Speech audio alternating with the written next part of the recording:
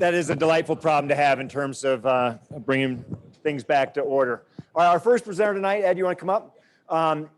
We were having a walk-in talk, I don't know, about a month or so ago, and Ed was giving me the idea that he's been working on through Rook Capital, and it's really an interesting idea, and I think like a lot that we're going to see tonight, has both an economic emphasis, hoping for good returns, as well as a social impact emphasis, which I think several of the companies you're going to see at its core.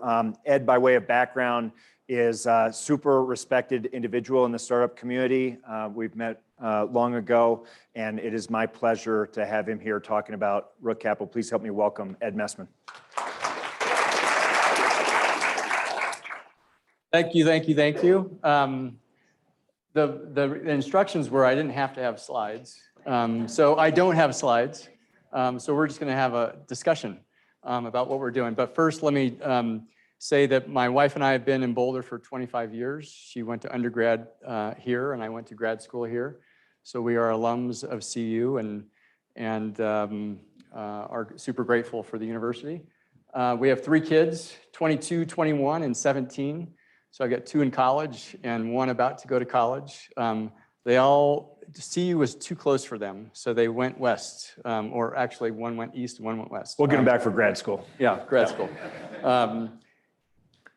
And so I've been, as Brett said, I've been in the entrepreneurial community for about 25 years and have lived through a couple cycles. It feels like we're in the midst of maybe another cycle among us.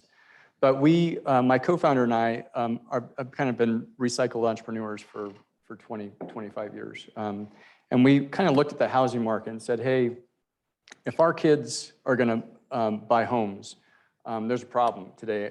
How many people own homes in the crowd? A lot of you.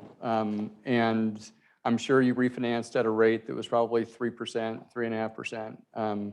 And as you know, rates are different than they are when you probably bought your house, and the housing prices are very different. And so we exist, our company Rook exists to help solve housing affordability for this new generation. And this generation thinks very differently about how they own things, their lifestyle, and how they invest. And so when we looked at what was going on in the marketplace, we looked at home prices, we looked at interest rates, we looked at some of the challenges of Wall Street investors buying up inventory in our communities, and really forcing this next generation to rent effectively. And if you think about the ramifications of that in 10 years, this generation right now is the next generation of our middle class. If they're forced to rent for 5, 6, 7 years longer than we did, the implications of that are not great. And so my wife and I, when we bought our first house, we bought in Louisville as a 1,500 square foot home. We paid $179,000 for it. We scrimped and saved and brought $30,000 down to buy that house. We had our first 2 kids there. Then we moved over to Superior, bought another place, had our 3rd kid, we moved again, get into the school district, and that's kind of how we went about with our kind of movement. That same house today in Louisville is $700,000. Okay, so imagine my 28-year-old self who had a good job, good education, being able to afford a $700,000 house, right? You can't do it. And if you think about the fabric of communities and the investments that you make in raising your family in those communities, we have a problem. And I think Wall Street has identified this problem, and that's why they're coming in and buying up inventory and forcing this generation to rent. So we exist to help solve that. We've created 2 things. One is what we call a shared value investment, and that's really introducing the sharing economy to homeownership. And so if you can't afford to buy 100% of your house, but you can afford to buy 70%, then we'll help out with the rest. And the way we do that is the second thing we created, what we call city pools. City pools are, just think of them as mortgage-backed securities pools, but they're pools of these investments that are available for local investors, individuals like all of us in this room, family offices, employers, foundations, that they can invest in the pool that exists for the sole purpose of helping offset some of the costs of home ownership for a new generation. So it helps this generation get into homes, start building wealth, establish themselves, have a pride of ownership, and then start that cycle that we had when we were 28, 29 years old. Practically how it works is literally this morning I was looking at a place to rent, 3-bedroom, 2-bedroom house in Louisville, Colorado. Most of them kind of were around $3,000, $4,000 to rent. So let's just say $3,000 you're gonna rent. If you traditionally finance that same house, you would be paying about $4,300 a month in mortgage costs. If you use our program, and our program essentially partners with First Bank, everyone knows who First Bank is in our community, where they finance a smaller portion of the house, and then we provide capital. It has no payment associated with it. So we provide a 10-year instrument that has no payment associated with it in exchange for equity in the house. And the cost is about $2,800, right? So what that does, if you think about it, what that does is it reduces the monthly cost of housing for this demographic or this generation. It allows them to get into homeownership. It allows them to have excess or available cash on a monthly basis that they can redeploy somewhere else. So in 10 years, instead of having your entire net worth or your portfolio locked up in one asset, your house, you have a diversified asset. You have a little bit of equity in your house. If you choose to reinvest back in the stock market, now you have a stock portfolio. And in essence, you've created a diversified approach, and you've gotten a home ownership faster than if you were having to rent. So that's what we do. We're trying to embrace a lot of the, I would say, the forward, more progressive technologies that exist out there. I'm not going to go into it, but there's a lot of infrastructure and technology that's being built that allows you to buy and trade and get liquidity out of your real estate. So we're trying to figure out ways that we can unlock liquidity and access liquidity for this generation to get into home ownership. And we partner with Keller Williams. So they're our market partners and First Bank to bring it to market. We've raised some capital from some investors that really believe that there's some tailwinds with regards to this generation moving into home ownership. And really trying to build on-ramps for them to get there. And so today we're launched in Boulder County, Fort Collins, and Denver. We're being pulled right now into Colorado Springs and the Western Slope. So we're looking at those communities as well. And the beauty is that everyone cares about their own communities. There's investors in those communities. There's family offices. There's employers. They all care about their employees being able to live where they work. And we think that there's kind of a new way to think about how to help this generation move into home ownership. Very cool. Please help me thank Ed. Stay there, please. So we're not totally letting you off the hook. We're just being grateful for the comments so far. I'm going to exercise moderator's prerogative with a couple quick questions, and we'll open it up. One is, from the funding side, the city pools, are those local? That is the Fort Collins fund coming from individuals who live in Fort Collins, or is it pooled across geography, the LPs or the LPs? They're targeted for local investors, but here's what happens. Some people have lived in Fort Collins and now they live in Boise, Idaho. And so they know the market. Maybe they raise their kids in Fort Collins and they're like, hey, I'd like to have some exposure to the Fort Collins real estate market. So they're focused on local investors. We also have employers locally that are investing, but it's not, we don't discriminate per se. Yeah. Super interesting. Let's open it up.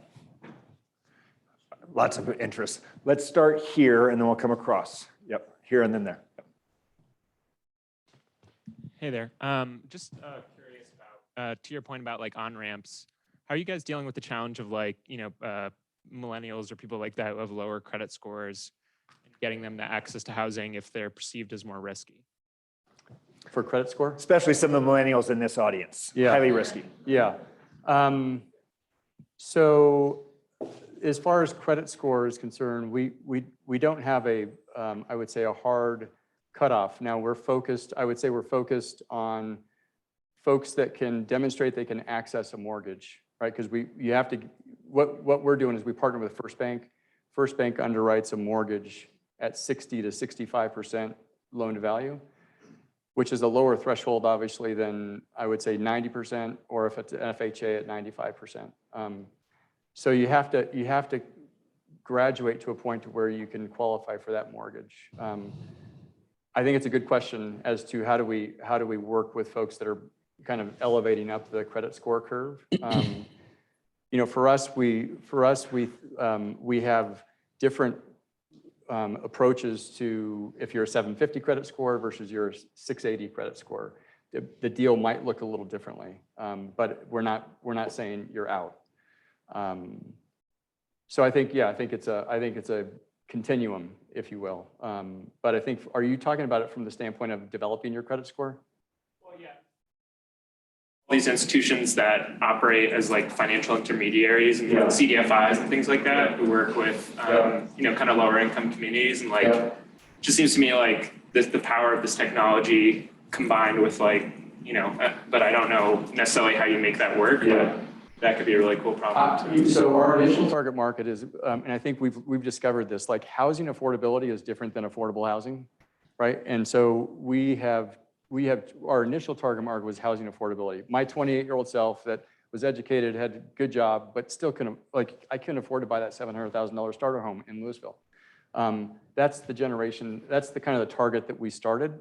We're getting pulled into that affordable housing discussion, and we're having conversations with folks that are in the business of helping you mature your credit score, such to the point when you're like, hey, these folks are ready to move into home ownership. Can we build a bridge for them to move into that direction? And so we're having those discussions too. And I think the opportunity, because there are investors in the room, I'm looking at one of them now, that have a mission for moving people into home ownership. And their yield expectations may be much lower than others, right? And so I think there are investors that care about this issue, and they may say, hey, Ed, I don't need a 10% return on my money. I'll take a 3% return and pass the savings on to the consumer, help more people. And I think it's those types of conversations which we are having that help us think about, okay, how do we extend to the full continuum of people? If we can find the right investors to help partner with us, then I think we can open up more on-ramps. Chris. You mentioned the mortgage-backed securities market. Yeah. Involved in what you do. How important is knowledge of the mortgage-backed security market in the success of your business? I don't think it, I think the general concept of diversification, like instead of investing in one mortgage, you're investing in a pool of them. For us, we really anchor on this community level interest and evaluation. And so our pools are geographically concentrated. Boulder County, that could include Louisville, Superior, Boulder, Longmont, but it's diversified in a geography that you care about. So I don't think you need to know about mortgage-backed securities. I think you need to think about, it's almost like a mutual fund or a REIT. That's kind of the equivalent. So I'm going to call on a student who is intrigued, but what do you want to know in terms of the prospects of using something like Rook Capital, a student who wants to jump in? Yeah, Omar? Hang on for a second, we'll mic you up. So if I end up going in, you know, on a house, and I end up wanting to exit, is there like some mechanism where I can like come and buy Rook's share or whatever, like the mutual funds share in the house? Yeah, so we offer ability to buy back that equity in increments. And so you may get a promotion. You may stumble on a bonus if you're so inclined. And you may say, hey, you know what, I want to buy back some of the equity. Can I do that now while I have some cash? We enable you to do that. Yeah. Yeah. Ed, that was great. Please help me thank Ed Messman.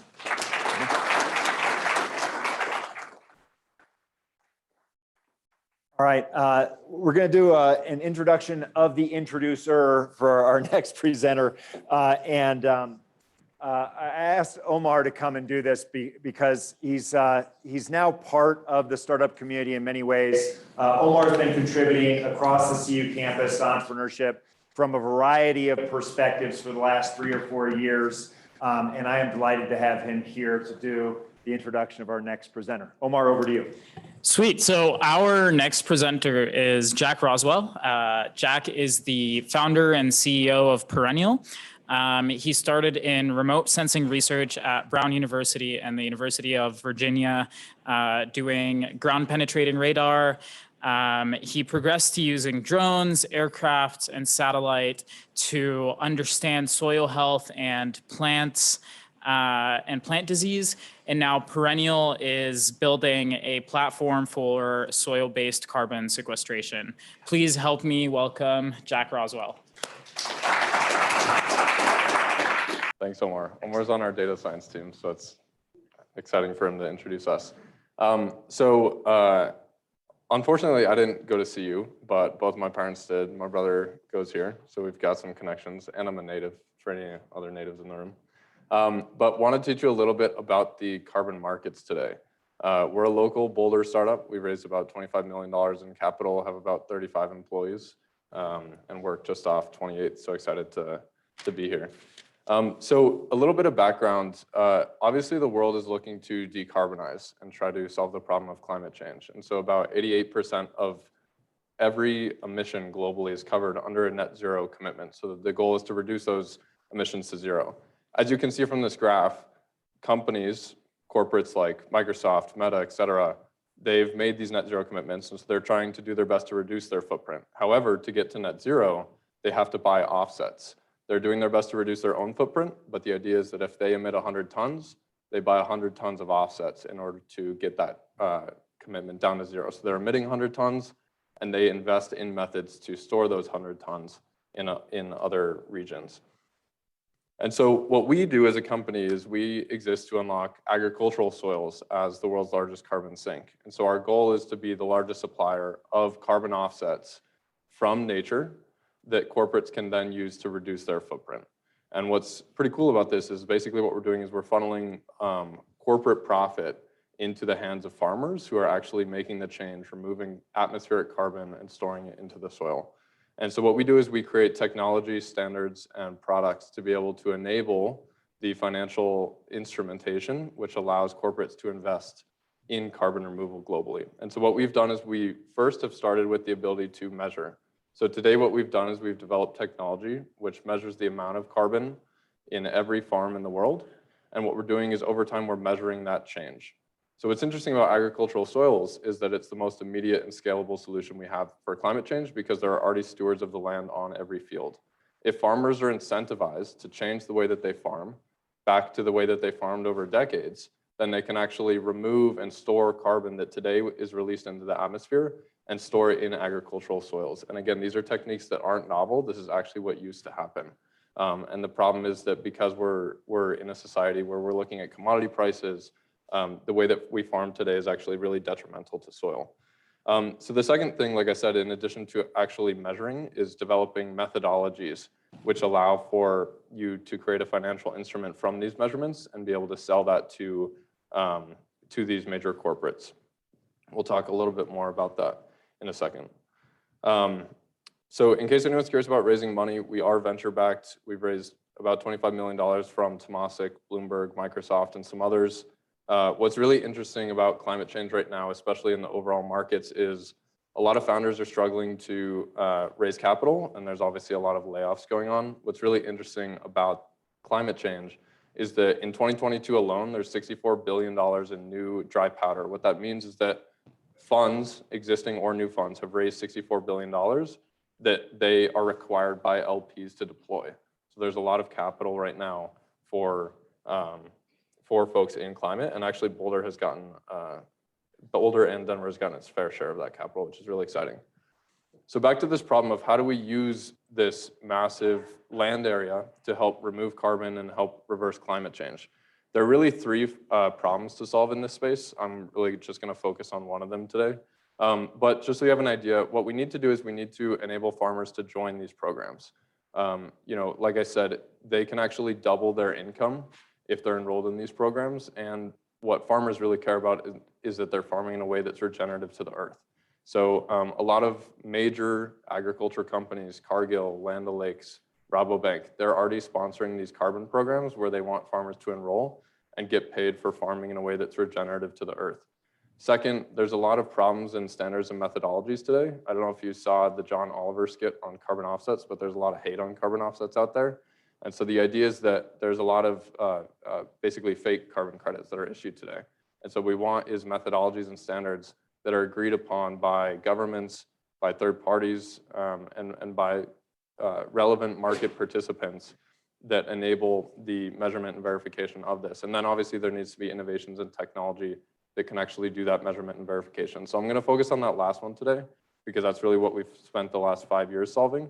And now we're really focused on solving kind of the market problem, because it might surprise you that despite all of this investment and interest in the carbon markets, the amount of supply of carbon offsets from nature is actually extremely low, despite the potential. So there's all these blockers, and that's what we're really trying to solve. So what's interesting about the carbon markets, especially in nature, so not just agricultural soils, but forestry and biochar, is that the measurement technology is pretty archaic. Before we came along, the only way to measure soil carbon was actually to walk into a field, collect dirt, send it to a lab, and process that information. You can imagine too that that's pretty expensive, and if you take dirt from a single part of a field, it's not representative of what's going on. This is actually one of our local employees in a field collecting one of those physical samples. And so what we did is we started out of research and we developed the capability to measure soil carbon levels at scale.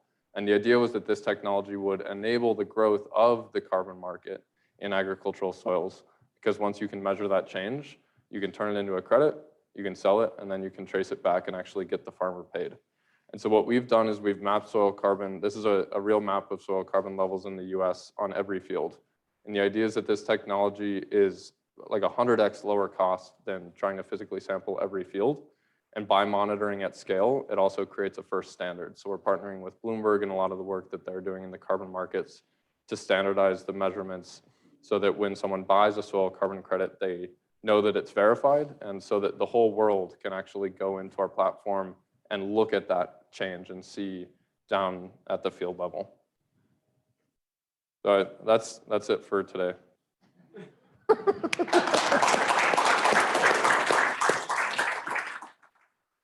All right, before we open it up, one question, can we go back? So I've got a satellite image in mind. I expect everyone's wondering, like, how are you guys doing it at scale? And give us like the 30-second version. What's that look like? Yeah, so we basically, over a period of 5 years, collected a library of those physical samples that you saw. And so the idea is that using machine learning, we were able to match a known point of measurement on the ground. So we matched a physical sample with satellite pixels, and we created a machine learning model which could replicate that information. So for every satellite pixel, we're able to, based on the light that's reflected off of that soil, be able to measure the soil carbon composition. So the idea is that we still look at the core scientific data, we're just filling in the gaps. How's the accuracy of it compared to the hand method? Yeah, so it's interesting because we would argue the hand method is actually inaccurate, but the accuracy right now hovers around 83% looking at the national level. And when you add a few physical samples, which we do for any verified carbon measurement, it's actually about 95% accurate. That's super cool. Let's open it up. Yeah. Oh, is this on? Yeah, I have a couple questions. One is, do you have Let's do anything- one, so just so we can get it around. Go ahead. So how does your soil measuring carbon compare to like a carbon sink like the Amazon rainforest in terms of measurement? Yeah, it's a great question. So there are companies like Perennial across the entire spectrum for nature. So there's two companies called NCX and Pachama, which are basically doing the exact same thing as us in forestry. So they have technology which uses satellites to measure the amount of carbon in forests. The idea is the difference in the two carbon sinks is the fact that with forestry, a lot of the carbon offsets are what's called abatement. So you get paid to like not cut down trees. That's not actually removing carbon, that's just abating carbon. So in order to actually remove carbon and have it be a net positive, the problem is that sometimes you have to clear new land to plant trees. That's how you remove carbon. So that's what's interesting about soil is you can take existing land and just manage it in a different way. You have a question? Yep, let's go up in front. Yes. Mike is coming. Go ahead. I worked on the Kyoto Protocol 25 years ago at the World Bank, and we were at that time designing financial instruments for international carbon offset. Yeah. But when I moved to Boulder 22 years ago, carbon offset advisory, and here in the United States, there is no standardization.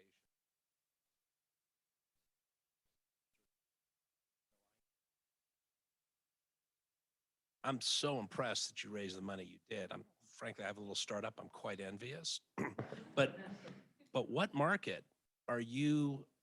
First of all, what market is selling your credits? Number one. Number two, what financial entity is syndicating your instruments? And number three, what scientific organization, I believe the science, but is actually certifying? That's a question. Sorry. No, it's the perfect question. So I think it's important for everyone to know though, like any answer I provide is super nascent. Like there isn't an answer today. And that's part of the problem with the carbon market. So traditionally there are third-party verifiers like Verra or Gold Standard or CAR. So they're the ones who are kind of the gatekeepers. They decide the standards and they're the ones who actually create the credits. The problem is that going through the processes with these registries, there's no supply because the methods that they set are 30 years old. And so back to the technology, like they only approve physical sampling.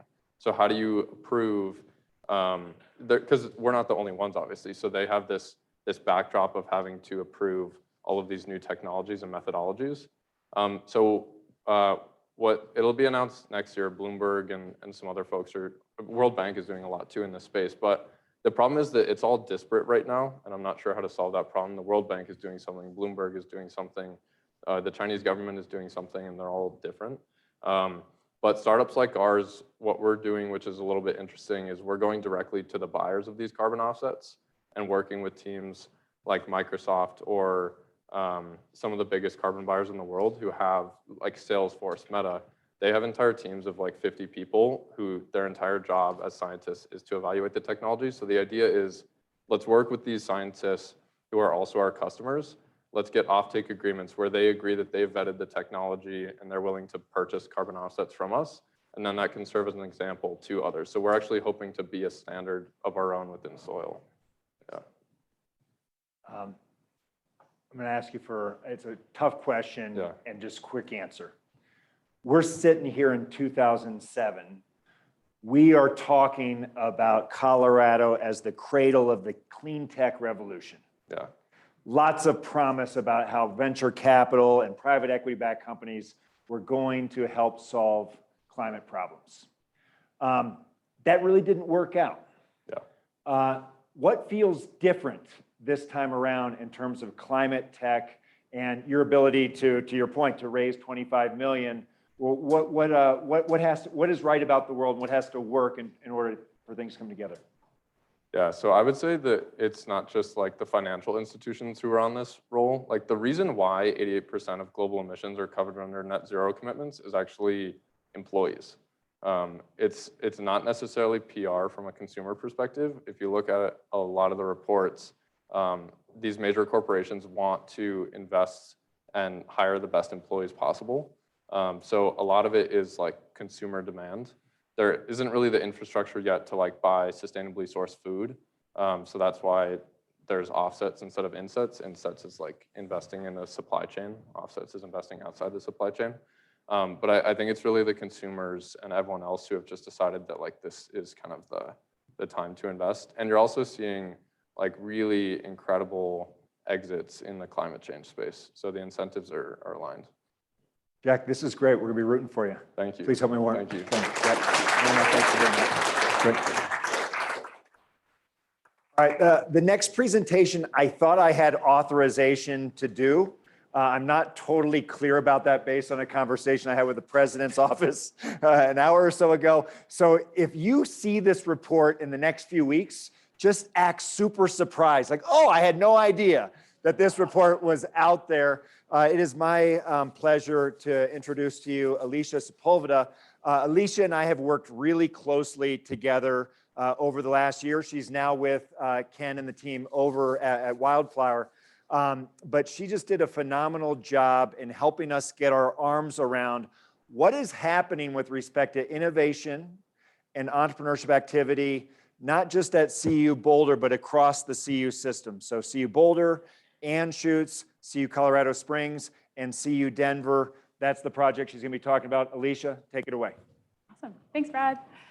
Brad's great to work with if you ever get the opportunity. So the University of Colorado system consists of 4 universities, which Brad just mentioned.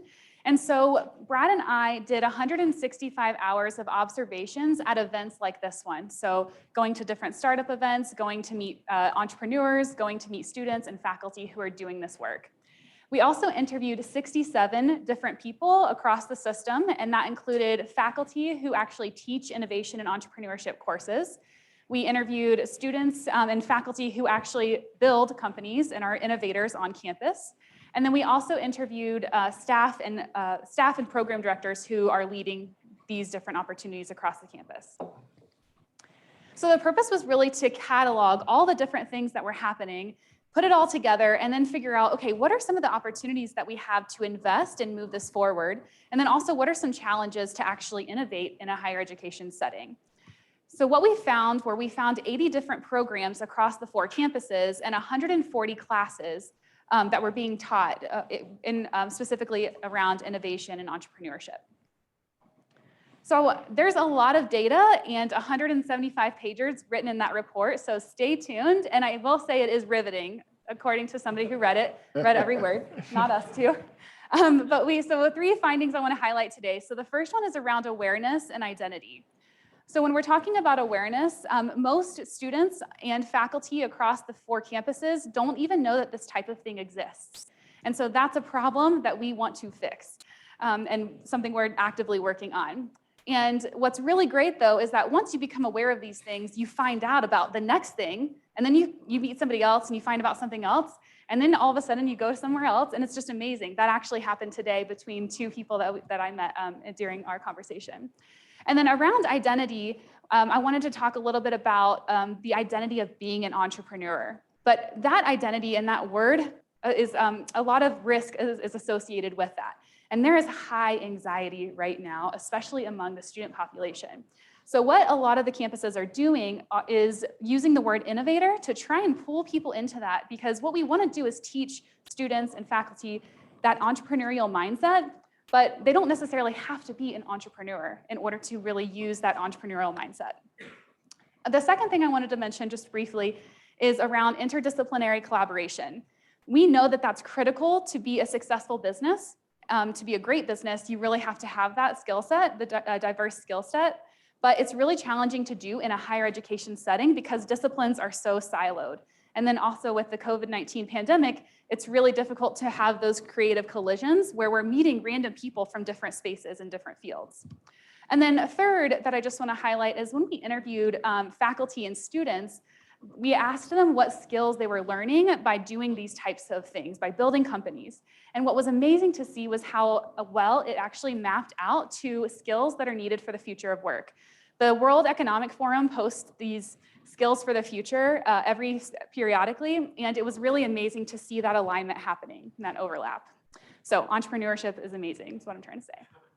So again, I found out about a ton of opportunities, so I want to just highlight 5 for students and 5 for community members that you need to know. So number 1 is the Climb, which is a pitch competition in Denver. Most students and people that are familiar with CU Boulder, maybe not even most actually, but some folks know about the New Venture Challenge. So this is another one at CU Denver that actually CU students and any student in Colorado can actually participate in that. Number 2 is prototyping facilities. If you are interested in building a physical product, there's a prototyping facility here at the Idea Forge at CU Boulder. And then CU Denver also has one called NWorks. And that's one that students, faculty, and anybody in the community, so anybody in this space can actually go build a physical product there. Number 3 for students is ask for what you need. People like myself and like Brad and anybody who are doing these types of things, we want to help you succeed. We want to get you connected to the right people, and we also know a lot of people in this space, so we want to help. Number 4 is connect with the greater ecosystem. That's Boulder and Denver. In those communities, there's so many amazing entrepreneurs who are ready and willing to help, and there's also so many events, so it will help you transition outside of university. And then lastly, if you are first time kind of in this type of space, you're somebody like me who was very intimidated in spaces like this when I first started. So the Innovation Action Team is a great way to just dip your toe in the water just a little bit here at CU Boulder, because you'll be at these events kind of helping out in little ways. So you'll have a small role to play, and it will really just help you get a feel for what this is all about. And then for community members, number one is that you need to be hiring at startups to students. This is at CU Boulder. This is a career type thing where 100 students come in and you get to pitch your company and get to say, here's who we're looking for. And then we actually work with 6 interns this semester that we found. Every single one of them are amazing. Like, would hire them full-time like right now. So definitely take a look at that. The next is to embody this give first mentality. This is a Boulder kind of philosophy, but you can serve as a mentor, a judge, or a guest speaker like this. Number 3 is that you can partner with student teams. So I just applied for a team position to work with a student team at University of Colorado, Colorado Springs, where we're going to partner with 3 or 4 students, and they're going to help us do a research project for customer discovery and some of the user experience to help improve our product. And there's also some at CU Denver and CU Boulder. Number 4 is attend other university events. So I listed 4, 1 for each campus. These are some of the bigger events where you can go see student and faculty teams, and you can go help them if you know somebody or you want to invest in those companies. Please do. They're amazing entrepreneurs. And then number 5 is that there are so many opportunities for partnerships, but it does take time to develop, and you have to find the right person. But be patient, because higher ed is a little bit slower than the entrepreneur space. But just be patient, because as you grow and build, you can potentially grow and build alongside the higher ed community. And then lastly, I'll just leave this quote for you. This is one of my favorite quotes from the study. People solving problems gives others hope. And that's exactly what we need right now. We're happy to answer any questions. Let's give Alicia, thank you, that's great. So I'll highlight 2 things as we get going. One is the report is available on the Startup Variety Show webpage at Silicon Flatirons right now if you want to pull it down.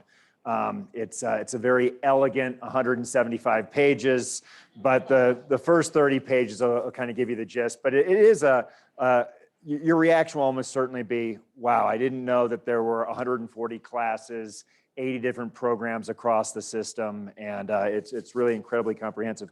Second is I also want to give a shout out, in addition to the terrific work that Alicia did at the president's level. And so just to be clear, the president and the system sits across the campuses. Mike Leitner is someone that Alicia and I worked very closely with. He was instrumental in giving us support for this. And from the president, President Todd Solomon down, there is interest in this that I have never seen in the last 20 years, interest like this at CU. There's a real opportunity for us to put a stake in the ground and build on this. And so if you see the report and you've got ideas, please let us know. Let's open it up for questions and comments. Let's start with Scott, and we'll come over here.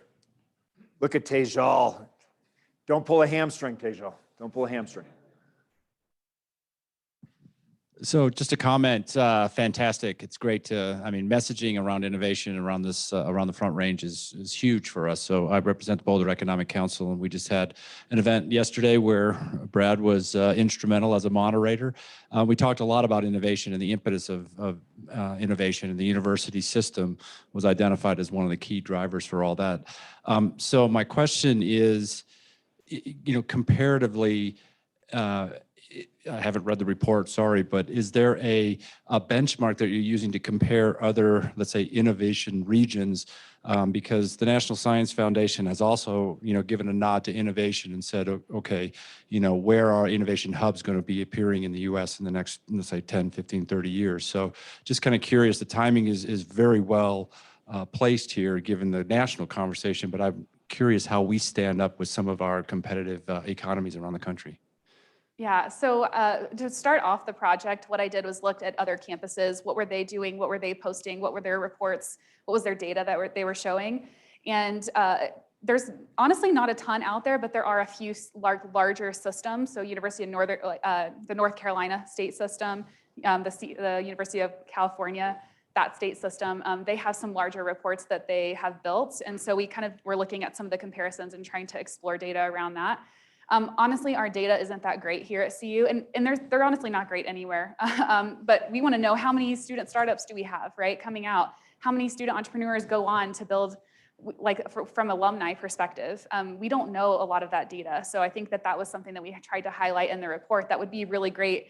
And then we have to market that, right, to the outside world, not just internally. A lot of our marketing happens internal of like, hey, we're great. Like, look at this amazing company, look at this amazing student. But we're not necessarily doing it externally to the greater Colorado community. Like, people do not know what we do in the CU system, and there's so much opportunity for that messaging. Yeah, so I'll just pick up on what Alicia just said. One failing is individually, very few professors or departments or programs within a university campus have the incentive to aggregate the information across the system. It's actually a real problem. But in terms of reporting out for purposes of some of those measurements and surveys, Scott, we have to invest in that. Otherwise, reputationally, we're just not going to place. And so that's one place that we could start to put some real energy, among other things. I'll leave the other point in the interest of time. Let's go to the next question. Go ahead.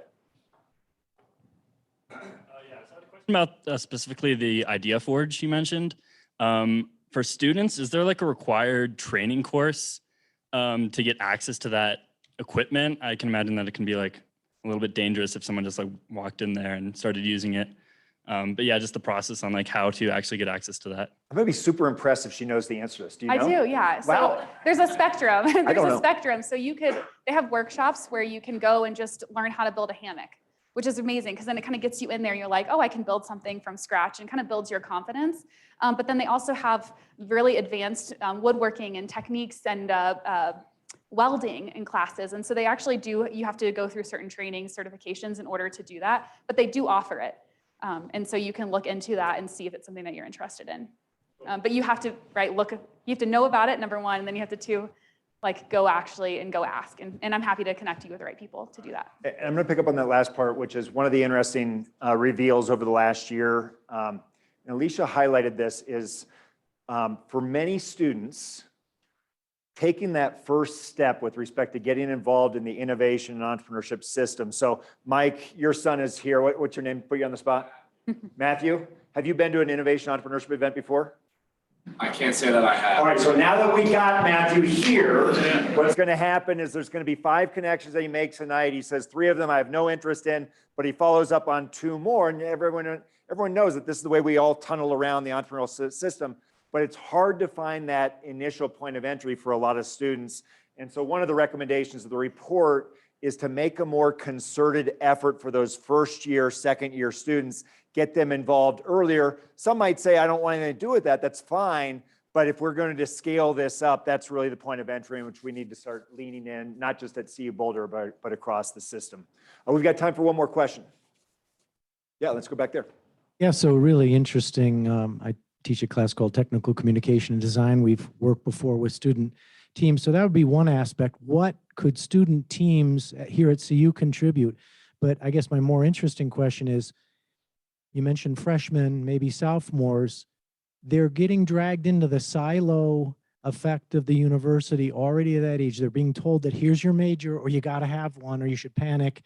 Here's what you ought to be doing class-wise, and we'll ramp you up. How could you break the silo effect with collaboration at that early level?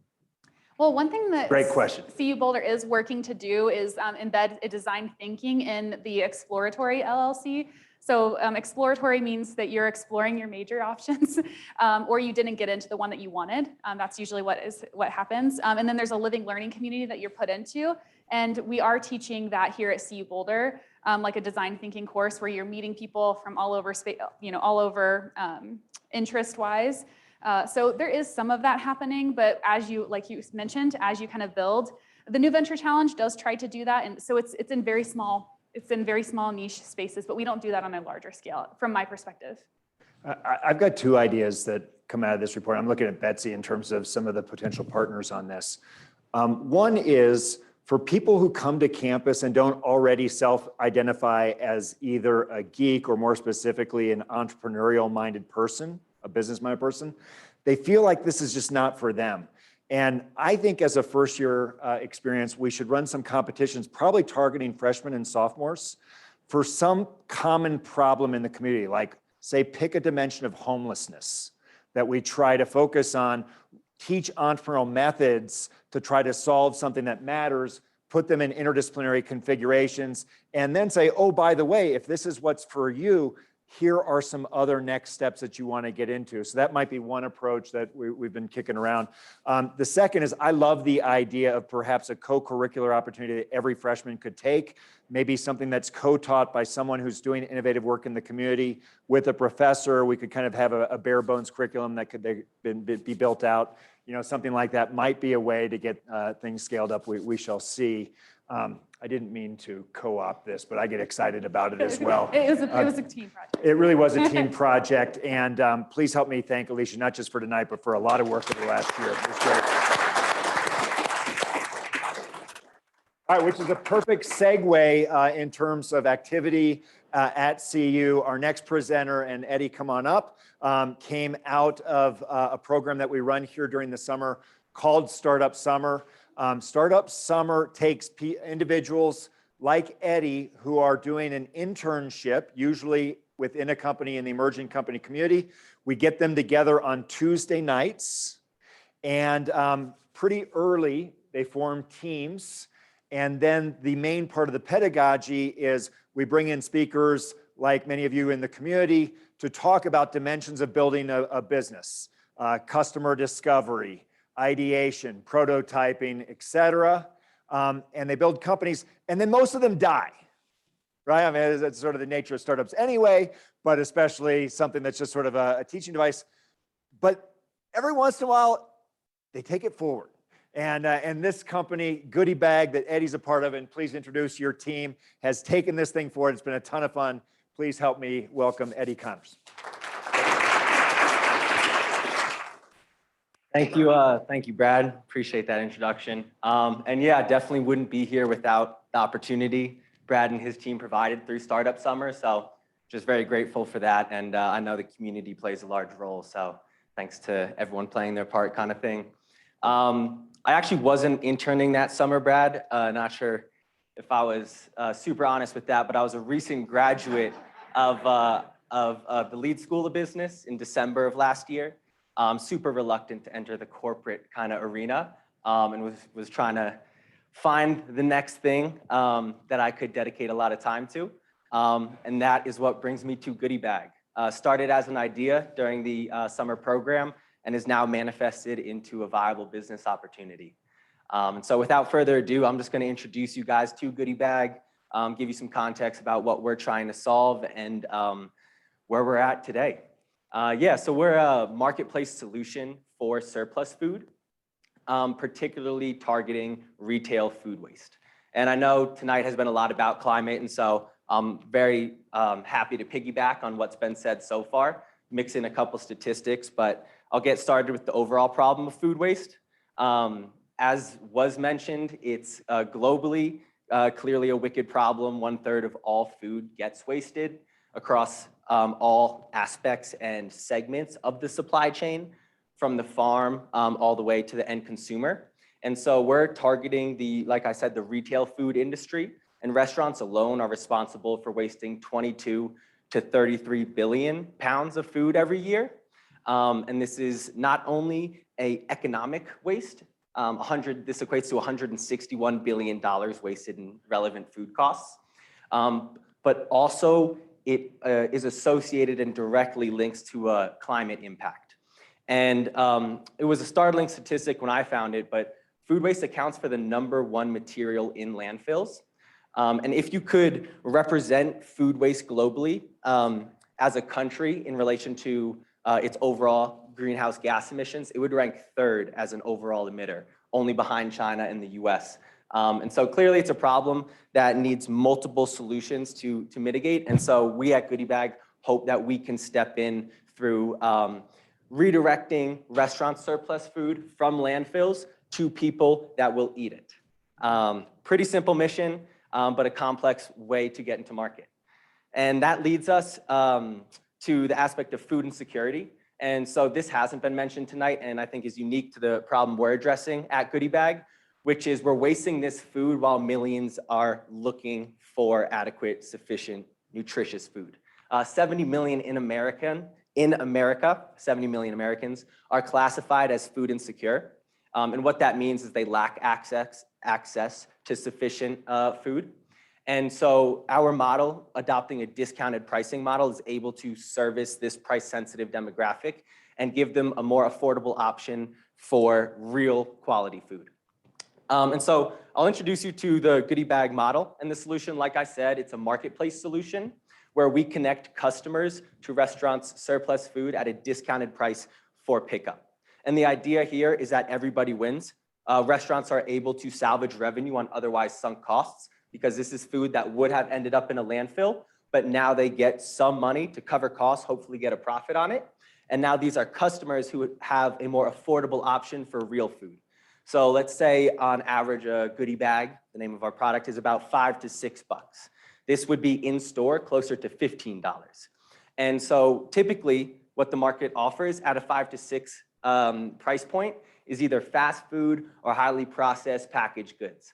And now we're entering and giving a third option where it's real restaurant quality food. And then overall, through this effective marketplace, we're able to reduce that food waste and mitigate the climate impact that it has. A little visual of how the app works. It is accessible through a mobile application where customers can see partners in the geographically local area that have available Goodie Bags. They can then choose a location with availability, make an in-app payment, and reserve it to be picked up at the time specified. And Brad mentioned we're a product of the startup summer. That happened as recent as August of this year, where we were wrapping it up August 11th during the pitch competition. We started development come October 2022. And we've been working with a close development team and are weeks away from having a final product, which is super exciting. And that leads us to step 3, which is officially entering the market with an MVP. And so we have a couple locations here in Boulder that are ready to partner with us. The first one being Barchetta. If any of you are familiar with that local pizzeria, highly recommend, off 17th and Walnut. And so that's who we're gonna enter the market with, kind of let them use it, get some live testing, fix all the friction points and pain points on the restaurant interface, as well as the customer side of things, and hopefully lead us to be able to effectively scale in Boulder come December. And so we've been moving at a rapid pace, and we look to continue that. Mainly because we did stumble upon this industry in its infancy, and there is incredible market opportunity. This next slide is, I promise, more detailed. If this was an investor pitch, reflecting that there's a lot of investors in this room, I probably could have put some numbers on the table, but this gives an idea. All the states in red has no direct competition, meaning that there is no existing company offering a direct business to consumer surplus marketplace. And our idea is to enter Boulder, have it as a proof of concept, build the team and advisory board necessary to make this a full-scale mission to combat food waste and food insecurity. And if that interests you upon any capacity, please don't hesitate to reach out. We would love to talk. Thank you very much.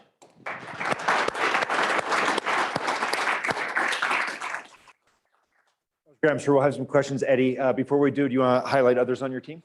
Oh, yes, thank you. I didn't take that opportunity. One of the co-founders is with me tonight, Luke Siegert. Luke, if you want to stand up real quick, let's give a little head nod. Awesome. He's our like user interface, product design, high fidelity prototypes, all the stuff I can't do. He does really well. So we're very compatible. And then our third co-founder, Ethan, is in his last year at Oxford. Wasn't able to make it tonight due to obvious reasons, but he's handling the marketing side of things. And yeah, that's the team we have right now. A couple informal advisors, but that's the stage. Yeah, thank you, Brad. Very cool. It's so much fun to see the progress of you guys taking this forward. Let's start in the back. Thanks. My name is Craig Weish. Super impressive. I'm wondering, can you share a bit more? What actually happens? Like, how do you order something, and what happens inside the restaurant? Can you just kind of sort of take us through that a little bit? Yeah, thanks for asking, Craig. I'll use Barchetta as an example. So sometimes they make pizzas in advance to anticipate a dinner rush. And people come in, they serve the rush, all of a sudden they have 3, 4 pies consistently left over at the end of every night. They can't sell it in store, they're not having any online pickup orders. Typically, that would go into the trash. Now with Goodie Bag implemented on a device accessible in store, computer, iPad, smartphone, they can perform our listing process, strategically designed to take less than 30 seconds, where they list the Goodie Bag, select the pickup time, and post, update. Now our customers get a notification. There's a Goodie Bag available at Barchetta for pickup at 8 p.m., $5. Now, as a customer, you know you're getting Barchetta quality food, and you know that it's $5 when in store it probably would have been closer to 12 to 15 bucks. You as a customer can then click it, make an in-app payment, and effectively reserve it.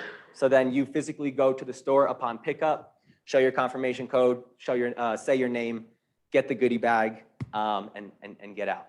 So let me ask you a question. I recognize that you guys are still working through some of this, but if someone's food insecure, I'm concerned about transportation. Yes. And the ability to pick up. And how are you guys thinking about that challenge? Yeah, great question, and one we've definitely thought about. And due to the location and condensity that, or concentration of restaurants that exist in Boulder, the target market that we're going for is actively in a walking premise of the restaurants we're partnering with. And so that's kind of what we're relying on, is so long as they can have that pickup time in advance, knowing when it's going to be picked up, that they can plan accordingly to get there. Because these are people who are willing to orient their food option for that day based on based on affordability. Yeah. Let's go to Susan, and then we'll come around. Let's go up here. Oh, yeah, go ahead. Would your system lend itself better to foods that could be frozen? That's a great question. And our model is adopting the ready-to-eat, already prepared food. So these are customers who can then go pick up the Goodie Bag and eat it on the spot. Foods that are typically frozen can be frozen by stores, by the food stores themselves, and don't go bad. So those aren't necessarily the foods that would be listed as Goodie Bags. These are foods that can't necessarily be stored for another day, and they need to get rid of, and otherwise would go to the landfill. Susan. So I'm wondering about the secondary opportunity. If the food really is going to landfill, I'm wondering in the first place why it isn't going to compost, which would not cause as much problem. But if it's going to landfill, do you have a secondary opportunity to capture that food as well and keep it from going into landfill? And second, I'm wondering about also secondary insecurity problem, which is financial insecurity, which means a lot of these people don't have credit or credit cards or ways to pay through app. Yeah, I'll answer the first question. Simply, the answer to the first question would be that composting is drastically inefficient, and it's marketed as a viable, scalable solution, but we just don't have the infrastructure and the practical application of it, and it's just not effective at the moment. And that is a problem that needs to be addressed largely from the, not to get into that, but long story short, that's not an effective option at the moment. And to answer your second question, food insecurity often has a connotation of homelessness, people without smartphones, but it expands larger than that. It's people who don't necessarily know where their next meal is coming from. They have home. For example, a third of all college students are food insecure. They have housing, they have smartphones, they're just paying tuition, they're paying Wi-Fi, they're paying textbooks, they need clothes, and then all of a sudden the last budget they account for is food. So what do? They go to the cheapest option, and that's not always something that's real. And so we're having this be a real affordable option, an affordable option for real food.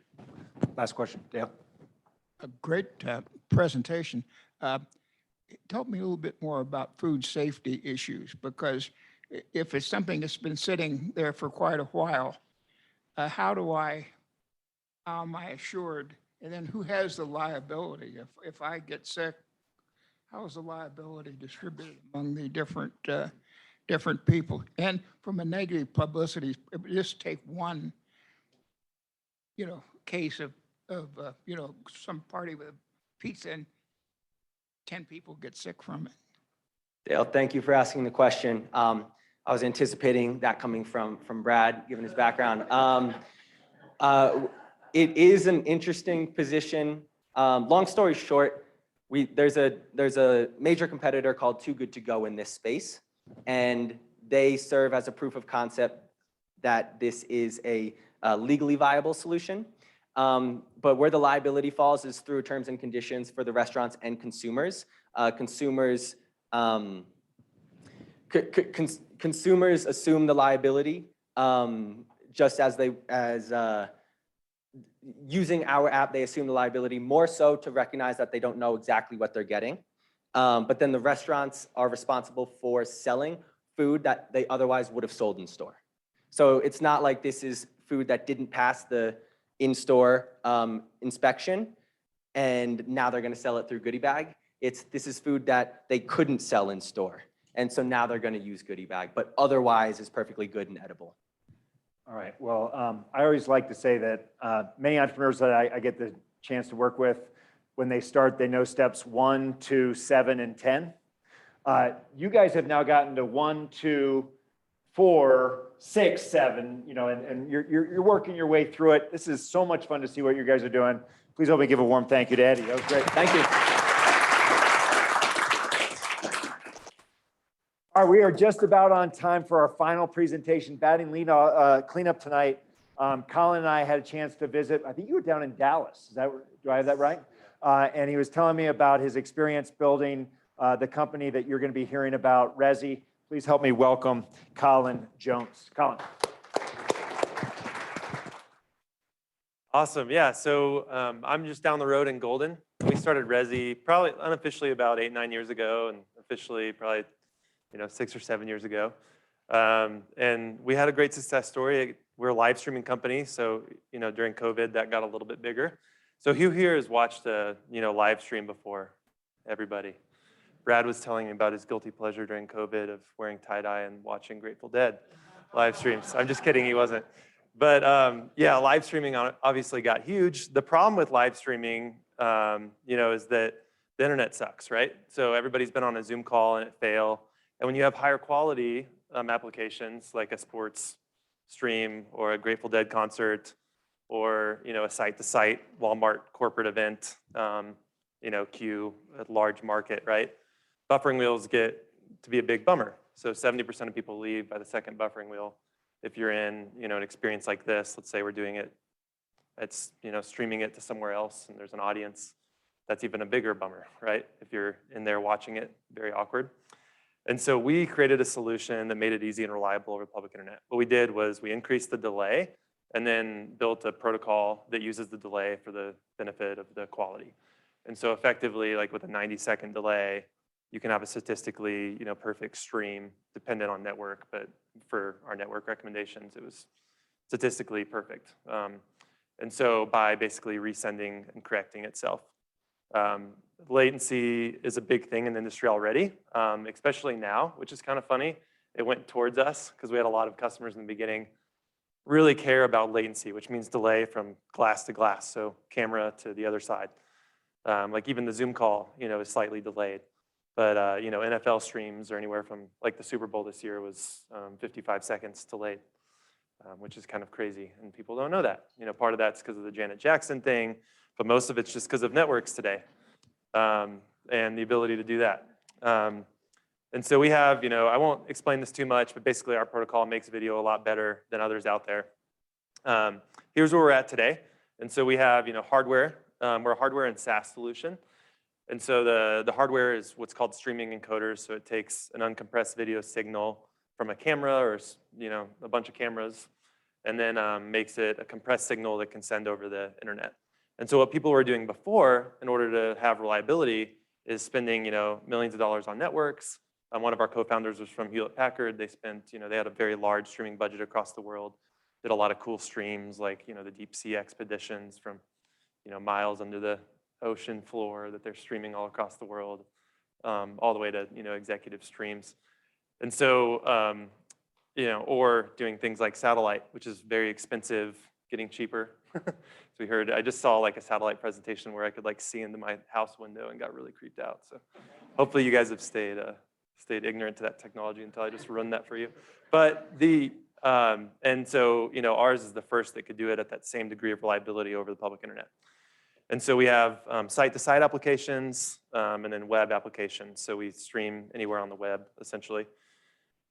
And the next one, so high-level metrics where we're at today, we have now about 5,000 customers in 43 countries.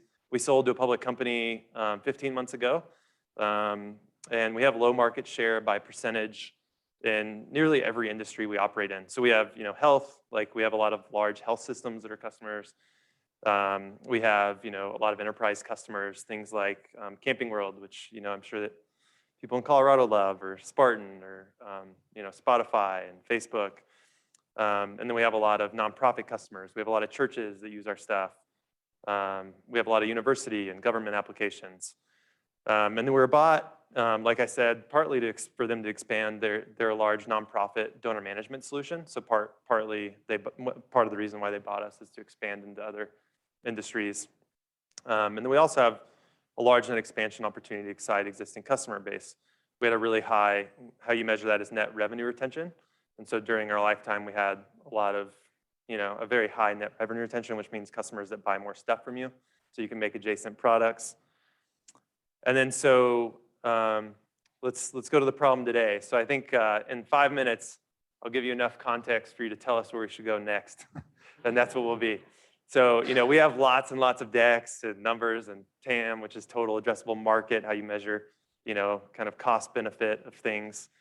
But COVID created a ton of these online businesses, right? I'm sure we all know, some different live streaming solutions and experiences that you've watched during COVID. And then COVID killed them on the other side. So you have things like, Hopin that, I think their 2021 revenue is 100 million. They went from like 5 to 100 million in a year. And now they're at like 40. That's their 2022 projected revenue. So it just squashed it, right? And we're seeing that happen. Resi, fortunately, our strategy was infrastructure. And so our revenue is still growing, surpassed a lot of our peers, which is great. However, we're thinking, where do we go next, right? Now we have an opportunity. And so, without saying anything more, we're an infrastructure company. What would you focus on? Feel free to ask whatever you want. I'm not trying to control your will, but just to give a direction, it'd be great to hear. Thanks.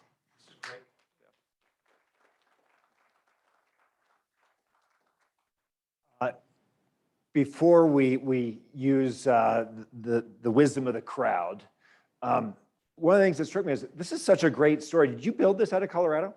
We built it in both. So one of the main chief architect built Cisco WebEx, which it was the founder of that went on to found Zoom. And then, so he was one of the chief architects on WebEx. And so we started in Dallas and then created the Colorado office because of the mountains very early on.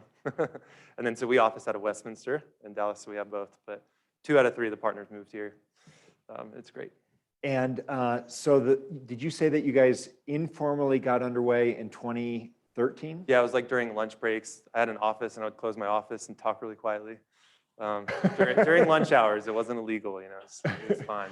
But, yeah. And did you bootstrap it? Did you raise outside money? How'd you finance it? Yeah, we did. We, just sweat and tears.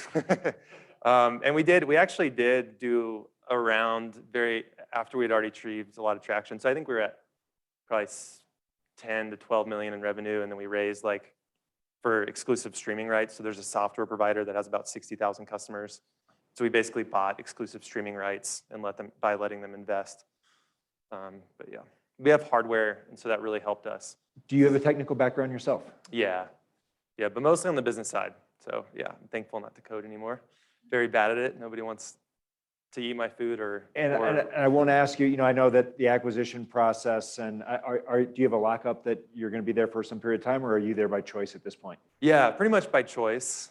We have some, but it's small and it's just fun, to help but it's complex, but it's good to help the customers. By the last question that you asked, you obviously still care about, do you have a fair degree of autonomy about Resi even after you've been acquired? Yeah, I do. My CEO is my boss, is great. And I have a board meeting tomorrow, which is probably why my head's really fuzzy, but on what's the next opportunity for, on this stuff. So it's quite fun. All right, so open to questions as well as ideas. Let's open it up. Let's go back there. I saw some tech thing this week about how many construction companies are working to have remote workers to operate a lot of their machinery using a live stream. Many of those construction sites are in remote areas that don't have great network, and I just didn't know if you guys had considered that market as a emerging live streaming market. Yeah, first of all, it's a terrifying thought. all this, yeah, that scares me. I'll think about that on my drive home. As I pass all the mines. Yeah, so latency would probably be important there. But yeah, like we have a lot of applications like that. Most of them are fun, like Spartan Race is a big customer, and they do a lot of streaming for different use cases. Like you can see your sister-in-law, cross the finish line and cross 4 cameras, and it's fun, right? And they go to like dirt bike rally places that, they literally microwave internet from the gas station 2 miles away. Like with, it's a complicated thing, but, and they're using terrible networks, right? And our technology works really well over those. You have to have delay though. And so that would be the hard thing with construction equipment is you'd be, in order to get accurate live streams, you would be delayed. That might be a problem, but that's a cool use case. I'll think about it. Great question. Let's go next. Yeah. Thank you. I've seen a couple of videos and read articles about AI methods today that like autoencoders that the machine learns how to encode your face and the image into a much smaller, file, or the packet size is much smaller. And then the AI decodes that smaller file on the other end. But do you feel like that is already heavily used in the industry, or do you feel like that's going to be the future of live streaming? Yeah, there's a lot there. Peer-to-peer networks are also really cool for that reason. Similar efficiency. So yeah, you have different codecs and protocols that, compress video basically and use different technology. Like VP9 is probably one that you read about, or and right now, like we are protocol agnostic to that sense. So like we adopt, kind of the newest compression methods. And yeah, definitely excited about what that means for bandwidth. Because it decreases, the network requirements the more that you can do AI. So yeah, I think that's definitely the future. Thank you. That's cool. Yeah. All right, before we thank Collin, this is our last variety show of 2022. If you've got feedback, whether it's to me or others, we'd love to hear your thoughts about what do you like, what do you wish. I am on sabbatical for spring of 2023, and so they can't wait to get rid of me. Yeah, it's good. Bernthal's out of town. That's gonna be nice. And so one thing that we're playing around with is possibly having some different MCs for the evening and potentially going that route. And so anyway, we'd love to have your feedback.